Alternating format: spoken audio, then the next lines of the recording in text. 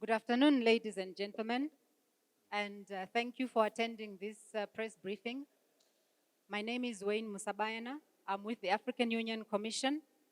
Our panel this afternoon will be the chairperson of the African Union Commission, His Excellency Moussa Faki Mahamat, and he's being joined by His Excellency António Guterres, the Secretary General of the United Nations.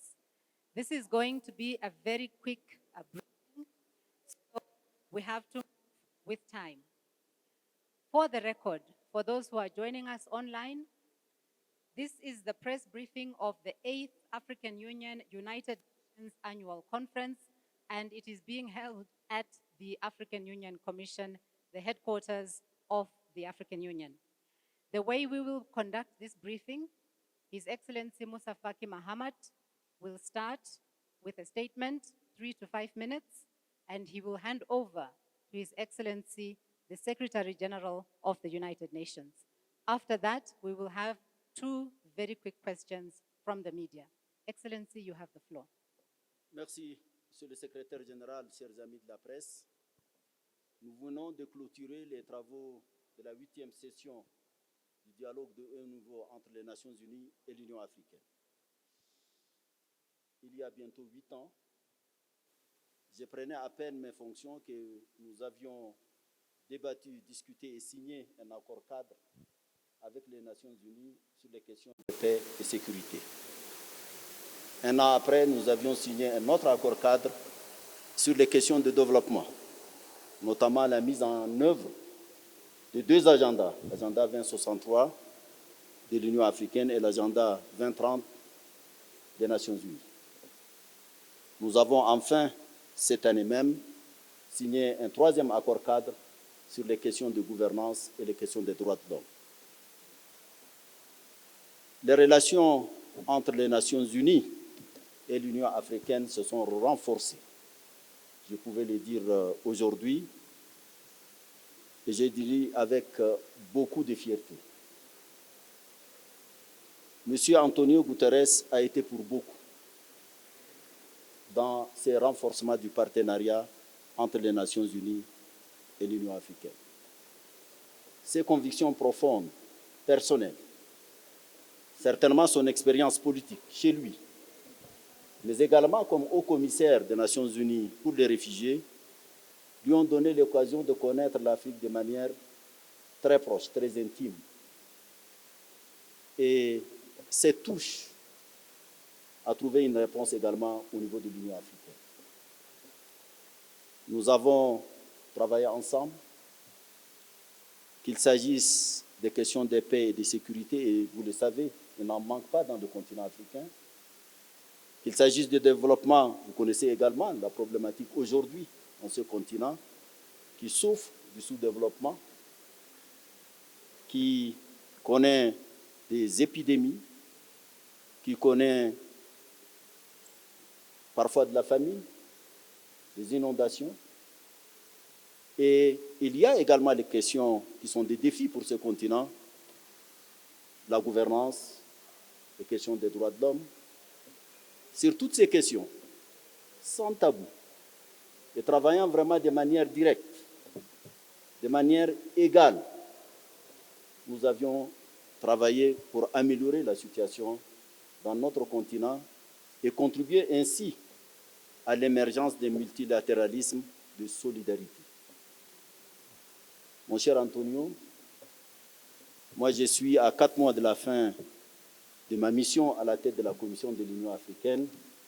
Ça correspond bien et c'est l'occasion pour moi de te remercier personnellement, toi et tes équipes, notamment la vice-secrétaire générale, Amina Mohamed, les autres sous-secrétaires avec lesquels on a travaillé, Jean-Pierre, Madame Di Carlo, qui, ensemble avec les équipes, avec les commissaires de l'Union africaine, ont travaillé pour le renforcement de ce partenariat. Les États africains font partie des Nations Unies. Il en constitue plus du quart des États des Nations Unies. Et l'Afrique doit avoir toute sa place.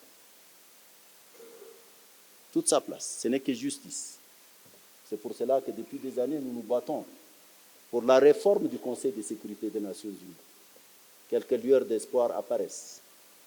Pour la réforme de la gouvernance mondiale dans son ensemble, qu'il s'agisse de la réforme des institutions financières. Nous venons d'être admis comme membre du G20. C'est un pas également supplémentaire. Mais l'Afrique mérite mieux. Il faut qu'elle ait toute sa place parce qu'elle constitue démographiquement et économiquement, même si c'est encore en état potentiel, une force avec laquelle il faut devoir compter. La session que nous venons de terminer nous a permis de faire un bilan de ce que nous avons entrepris ensemble.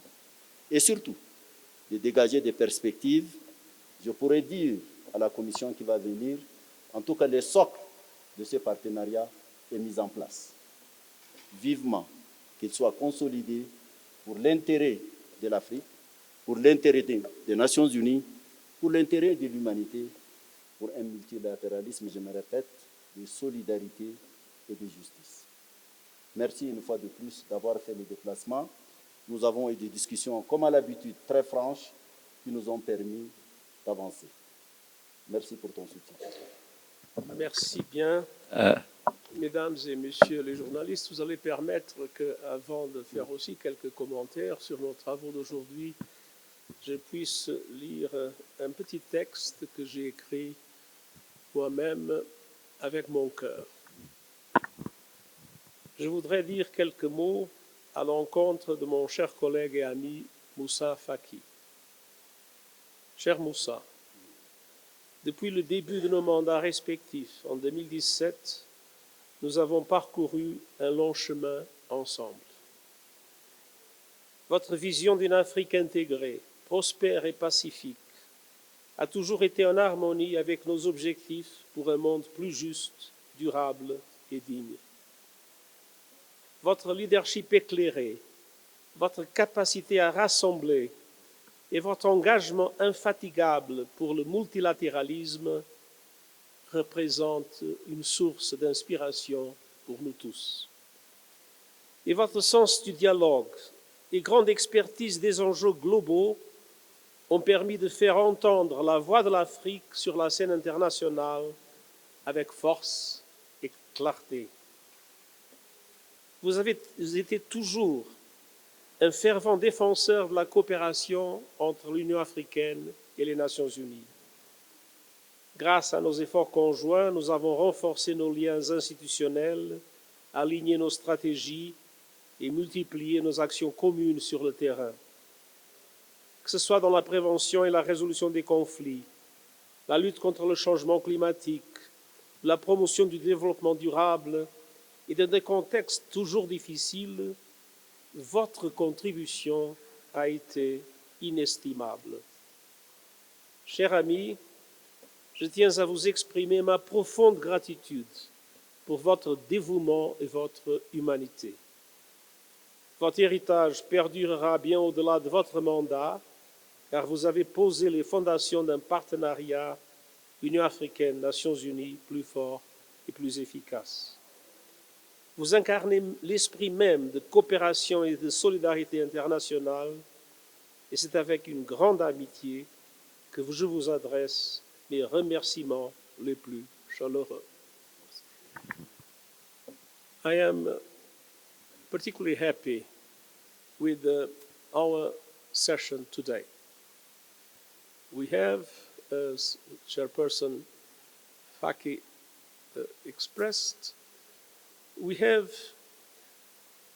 looked into how our cooperation developed during these years and how it became more than the signature of common positions, ad hoc common actions.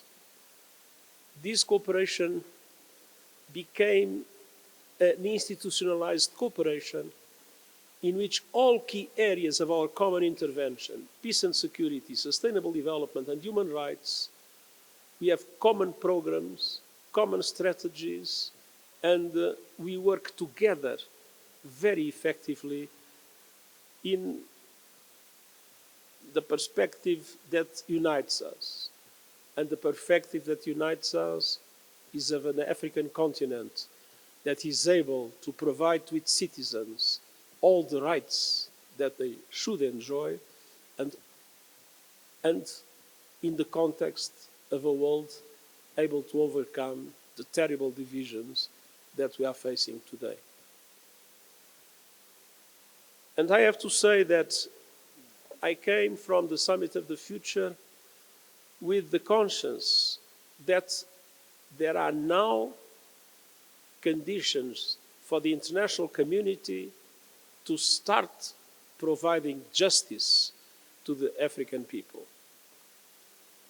First of all, in relation to the questions of peace and security, there is now a consensus of member states that the Security Council must be reformed, and there is a consensus about all member states that the key aspect of that reform is to have 2 African members as permanent members of the Security Council. And on the other hand, many decisions were taken in relation to the capacity to deepen our cooperation with the African Union in areas like prevention, mediation, peace building, and the capacity to act together to address the multiple conflicts that today the African continent, as the whole world, unfortunately, are dealing with. Then, for the first time, there was the recognition that we live in an economic system and a financial system that is outdated, that is ineffective, and that is unfair. And it is especially ineffective and unfair because of the African continent. Africa faces enormous obstacles to its development. First of all, they are deeply rooted in the past, deeply rooted in the colonial legacy. And I can speak totally at ease, because I come from a colonialist country.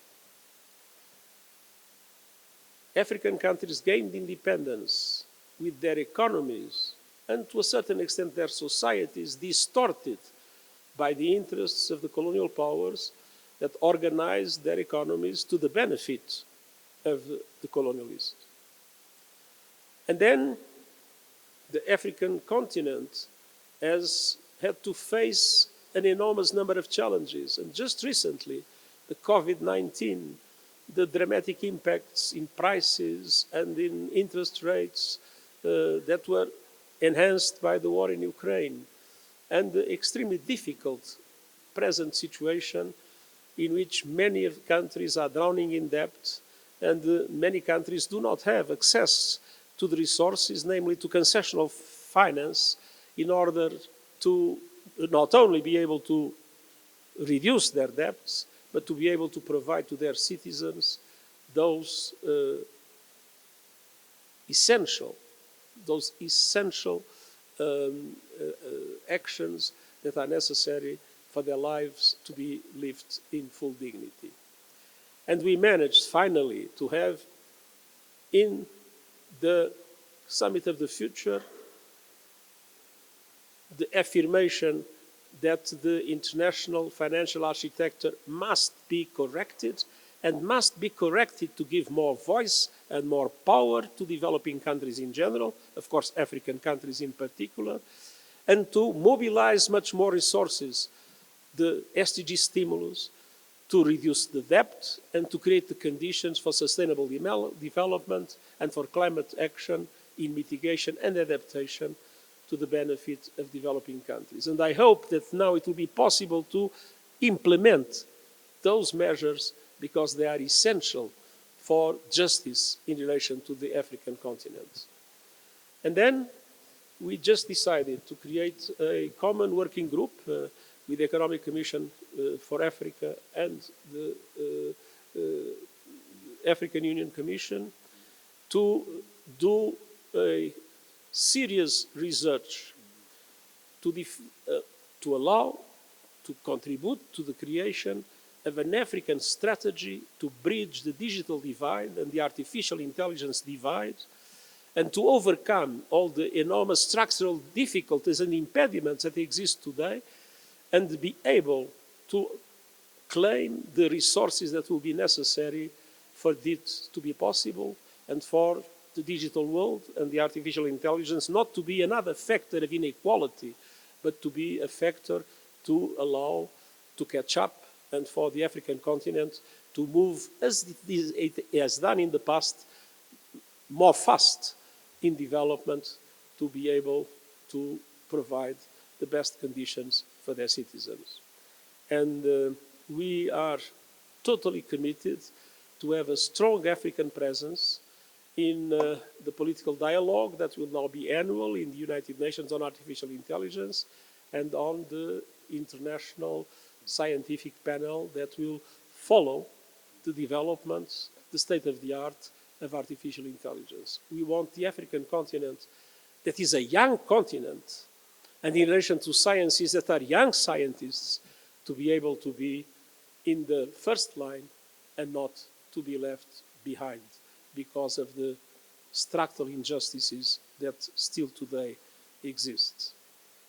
In these circumstances, I'm sure that the cooperation between the UN and the United Nations, whose foundations were laid by Moussa Faki, that cooperation will remain in the future as strong, as dynamic, and as committed to the well-being of those that justify our action, the people of Africa and the people of the world.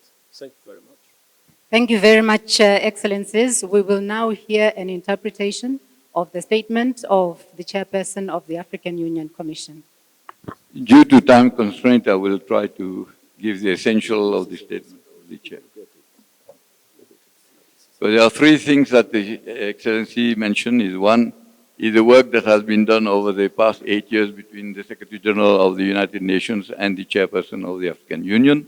The three framework agreements that have been signed, and His Excellency paid tribute to the personal contribution of the Secretary General to the improvement of the relations between the United Nations and the African Union, that they have brought it to a level due to the experience, the personal conviction, and the devotion of the Secretary General himself, who knows Africa very well, having been the Commissioner of the UNSCR, so therefore he knew Africa very well, and therefore he has contributed. So the African Union and United Nations work together in order to bring Africa to the fore. That is, Africa now has a voice, and it wants a voice to be heard. It has been struggling for the reform of the United Nations Security Council. It has worked for the reform of the financial institutions, and now it is a member of the G20, and this is where Africa will have to have its voice heard, though it is maybe economically still weak, but it has to progress and improve. And thanks to the cooperation that has existed with the UN Secretary General, Africa has been able to improve the relations, and therefore the foundation for the future cooperation of the new Commission that will take over has been laid down, and His Excellency hopes that this cooperation will continue and be pursued afterwards. Thank you very much. Unfortunately, we have run out of time. We would like to take your questions, but we are still available to take down your questions and to respond to you later. But for the moment, our principals have to go. So at this point, I would really like to thank you all, ladies and gentlemen, for your participation in this press briefing, and also to the media who have attended this event. Thank you very much.